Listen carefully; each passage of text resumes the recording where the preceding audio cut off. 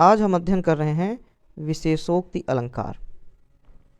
विशेषोक्ति अलंकार, इस नाम का अर्थ है विशेष धन उक्ति, अर्थात इसमें कोई विशेष कथन कहा जा रहा हो।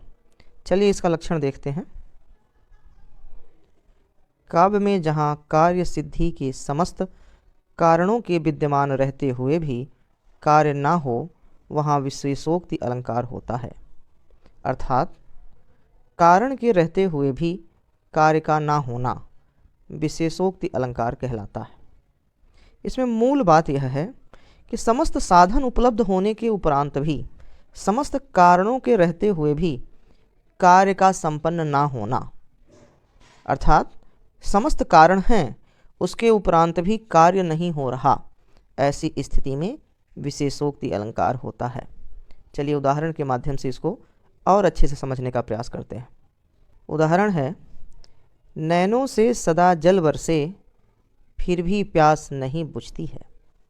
यहाँ देखिए, यहाँ प्यास के बुझ जाने का कारण विद्यमान है, क्योंकि नैनों से सदा जल की वर्षा हो रही है, किंतु उसके उपरांत भी प्यास नहीं बुझ रही, अतः यहाँ विशेषोक्ति अलंकार होगा।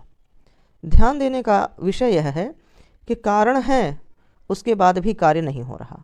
यहाँ जल बरस रहा है, उसके बाद भी प्यास नहीं बुझ रही। ऐसी स्थिति में विशेषोक्ति अलंकार होता है। दूसरा उदाहरण देखते हैं। दो दो मेघ बरसते हैं, मैं प्यासी की प्यासी। दो दो मेघ बरसते हैं, मैं प्यासी की प्यासी। यहाँ नायिका कह रही है कि नेत्र रूपी दो दो बादल बरस रहे हैं, फिर भी नायिका प्यासी है। अर्थात कारण तो है कि वर्षा हो रही है, फिर भी वह प्यासी है, अर्थात कार्य नहीं हुआ है, अतः यहाँ विशेषोक्ति अलंकार होगा।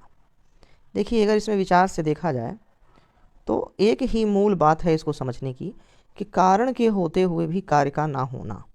यहाँ नेत्र रूपी दो दो बादल बरस रहे हैं, उसके बाद भी नायिका प्यासी की प्यासी बनी हुई है, अर्थात कारण है किंतु कार्य नहीं हो रहा, अतः विशेषोक्ति अलंकार होगा।